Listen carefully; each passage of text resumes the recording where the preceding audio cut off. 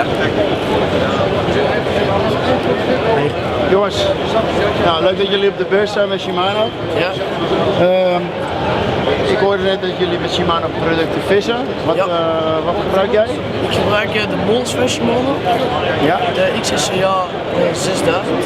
Ja. Ik vind het heel prettige molens ook om mee te vissen. Ja. Trillen heel goed en ja, ik vind echt prachtige molens ook. Ze zien er ook mooi uit. Mooi. Ik ben heel goed, als ik vis met drill altijd veel plezier aan. Ja. En als die afgaat gewoon door de slip, Ja. prachtig ook. En de lijn, ik heb ook nog nooit problemen mee gehad. Welke lijn had jij? De Technium. Technium, Ja. fluorocarbon, hè? Fluorocarbon, ja.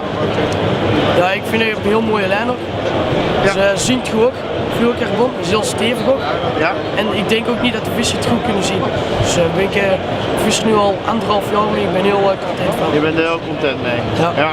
En jij? Ik heb enkel de lijn bij Shimano. Ja. Ja. Daar ben ik ook heel content van. Weinig rek op. En grote vis heel mooi schudden met de kop. Ja. En een leuke drill. Goede Ja, contact. direct contact, ja. Ja. Goed contact. Ja, mooi man. Hè.